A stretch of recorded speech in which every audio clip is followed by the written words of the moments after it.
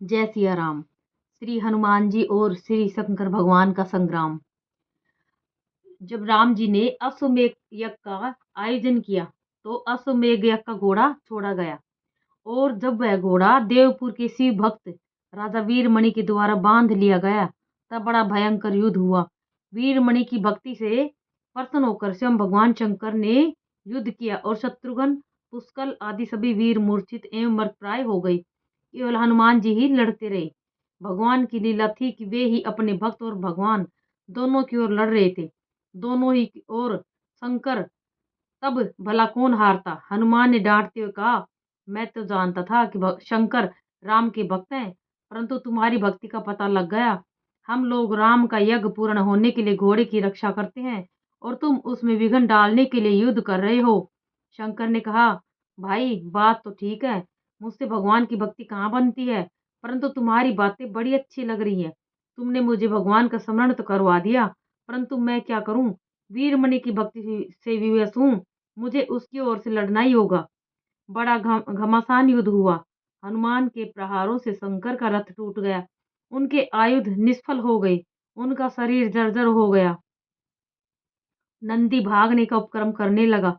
शंकर ने हनुमान को पुकार कर कहा, हे वीर, तुम धन्य हो, तुम्हारी भगवत भक्ति देखकर प्रसन्न हूँ। जो वरदान यज्ञ तप से नहीं प्राप्त हो सकते वह मैं तुम्हें देने के लिए तैयार हूँ, मांगो। तुम्हारी जो इच्छा हो जो मांग लो। हनुमान ने कहा, हे शंकर जी, भगवान राम की कृपा से मुझे किसी वस्तु की कामना नहीं है, तथापि आज तुम मुझसे युद्ध में प्रसन्न हुए हो, इसलिए मैं तुमसे कुछ काम लूंगा। देखो, युद्ध में पुष्कल मारे गए हैं, शत्रुघ्न मूर्छित हो गए हैं, सैनिक छक्त विक्षत होकर रणभूमि में पड़े हैं। तुम अपने गणों के साथ उनको उनकी रक्षा करो। मैं औषधियां लाने के लिए द्रोणाचल पर जाता हूँ। यदि यदि देवता विरोध करेंगे तो संभव है मैं वहां भी युद्ध करना पड़े और विलंब हो जाए, तब तक इन वीरों का कोई अनिष्ट न होने पावे। शंकर ने स्वीकार किया और हनुमान ने यात्रा की। हनुमान ने क्षीर सागर के पास जाकर द्रोणाचल को अपने पूंछ में लपेट लिया। वे उसे उखाड़ कर वहां से चलने ही वाले थे कि उनके रक्षक देवताओं ने उन पर आक्रमण कर दिया, परंतु हनुमान के सामने उनकी एक नहीं चली और वे घायल होकर भाग गए। जब उन्होंने इंद्र से जाकर कहा कि एक वानर द्रोणाचल को लिए जा रहा है और हमारे अस्त्र उस पर काम नहीं करते, तब वे घबराकर अपने कुल गुरु बृहस्पति के पास गए। बृहस्पति ने हनुमान का पूरा परिचय बताकर उन्हें प्रसन्न करने की प्रेरणा की। इंद्र ने कहा, हे भगवान, यदि हनुमान द्रोणाचल को उखाड़ ले जाएंगे तो हमारे देवता तो मर ही जाएंगे, क्योंकि वही हम लोगों का जीवन आधार है। कोई ऐसा उपाय कीजिए कि हनुमान का काम भी बन जाए और हमारी औषधियां भी सुरक्षित रहें। बृहस्पति इंद्र और देवताओं को साथ लेकर हनुमान के पास गए।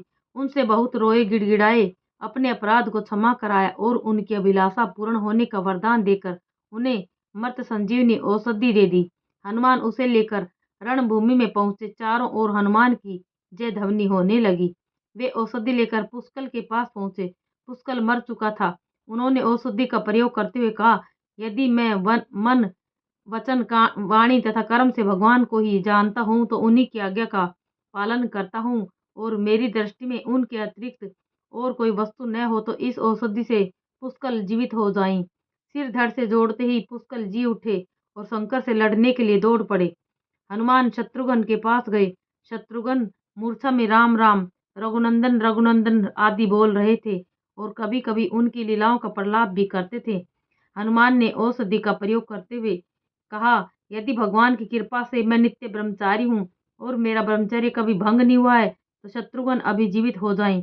शत्रुघ्न उठ बैठे और शिव कहाँ है, मैं भी मार डालूंगा, यह कहते हुए युद्ध भूमि की ओर दौड़ पड़े। पुनः घमासान युद्ध हुआ। वीरमणि मूर्छित हो गई। शंकर और शत्रुघ्न लड़ने लगे। जब शंकर जी के प्राणों से शत्रुघ्न व्याकुल हो गए तब हनुमान ने कहा, अब अपने भैया की याद करो तब काम बनेगा। शत्रुघ्न ने वैसा ही कहा, वैसा ही किया और भगवान राम वहां उपस्थित हो गए। फिर तो शंकर ने बड़ी श्रद्धा भक्ति से उनकी स्तुति की और अपने इस अपराध को अमार्जनीय बतलाकर क्षमा प्रार्थना की। भगवान राम ने कहा, देवादिदेव महादेव, आपने बड़ा अच्छा काम किया है। यह तो देवताओं का धर्म ही है कि वे अपने भक्तों की रक्षा करें। तुम मेरे हृदय में हो और मैं तुम्हारे हृदय में हूँ। हम दो थोड़े ही हैं। जो हम दोनों में अंतर देखते हैं वे नरक में जाते हैं। जो तुम्हारे भक्त हैं वे ही मेरे भक्त हैं। मेरे भक्त की अत्यंत भक्ति पूर्वक तुम्हें नमस्कार करते हैं। भगवान ने सब मरे हुए और घायल वीरों को स्पर्श करके उन्हें जीवित किया। राजा वीरमणि अपना सर्वस्व समर्पित करके राम का भक्त हो गया। हनुमान घोड़े के साथ आगे बढ़ गई। जय सिया राम।